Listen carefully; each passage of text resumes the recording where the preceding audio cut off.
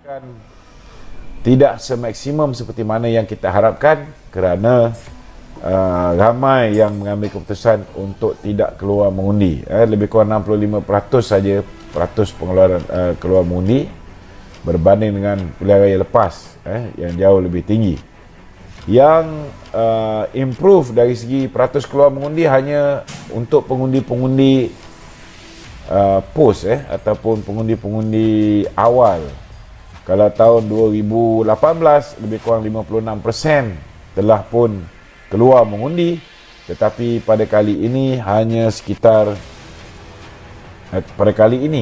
meningkat dengan mendadak 93%, 93% telah keluar, tak susu sikit, telah keluar mengundi.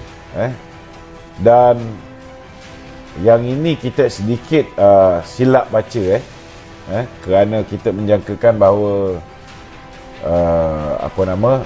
undi tentera ni sudah pastilah menggambarkan bahawa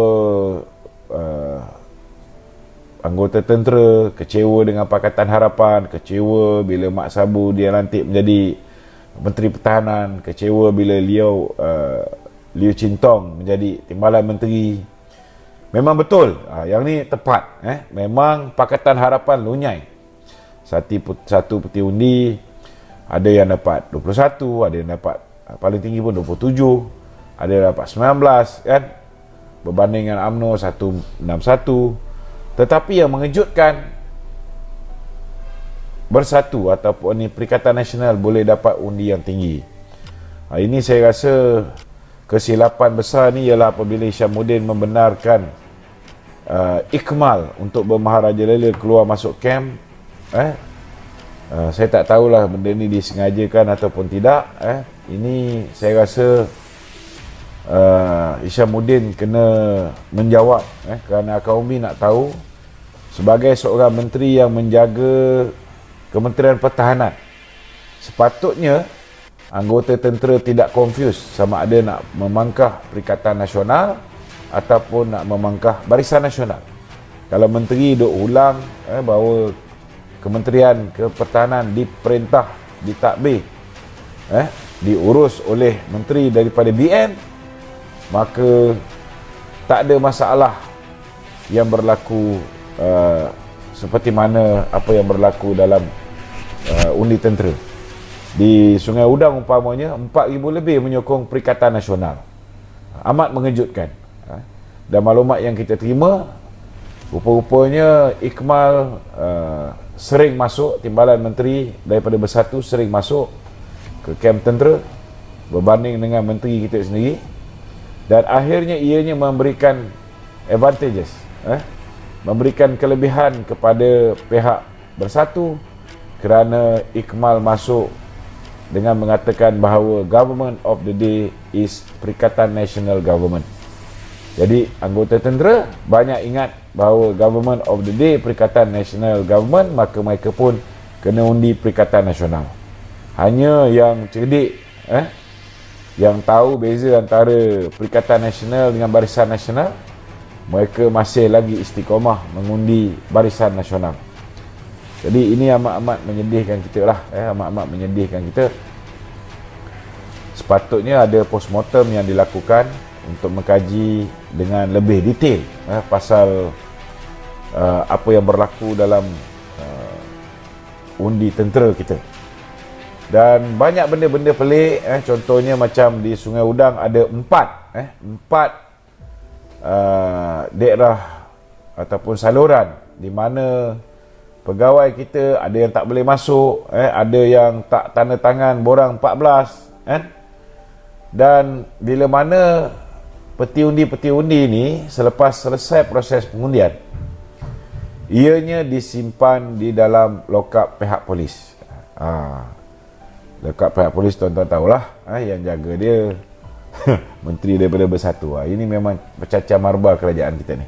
Okey, yang paling menyedihkan, bila mana nak buka lokap tempat penyimpanan peti undi ni, wakil calon Dato' Ali Muhammad, iaitu calon Dun Sungai Udang, wakil calonnya tidak dipanggil untuk lock up tempat penyimpanan peti undi tentera ni,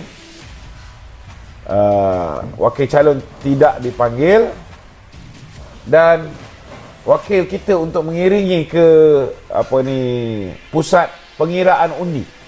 Sebab undi tentera ni tuan-tuan, lepas diundi 16 hari bulan sampai 20 hari bulan ni saudara duduk dalam lock up. Kita tak tahu apa yang berlaku, tetapi yang kita pertikaikan kenapa wakil calon daripada Barisan Nasional tidak dipanggil, dan ini menyebabkan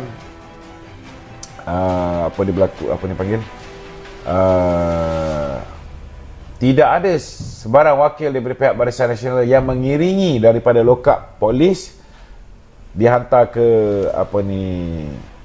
ke tempat penjumlahan undi di penjara. Jadi benda ni yang bahaya sebenarnya tuan-tuan. Benda ni yang bahaya sebenarnya. Okey. Benda ni yang bahaya sebenarnya. Dan banyaklah benda-benda pelik sebenarnya berlaku di Dun Sungai Udang, di mana saya hari ni nak mempertikaikan kenapa 27 orang pengundi yang telah meninggal dunia tak keluar mengundi.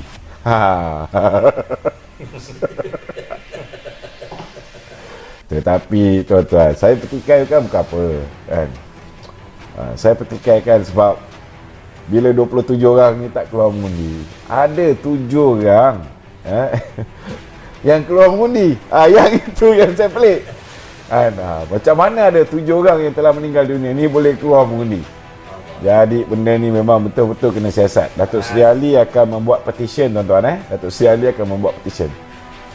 Begitu juga di Kelebang. Begitu juga di Kelebang tuan-tuan. Saudara, ada 20 orang yang telah meninggal dunia telah keluar mengundi.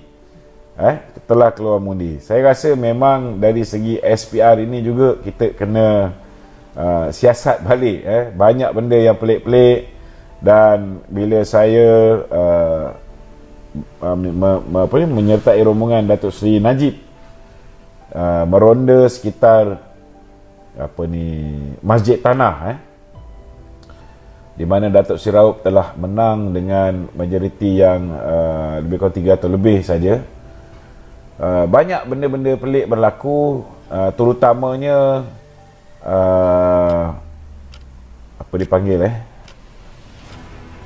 pusat untuk mengundi ni, orang yang beratur terlalu panjang, terlalu lama menunggu, seolah-olah macam dilengah-lengahkan,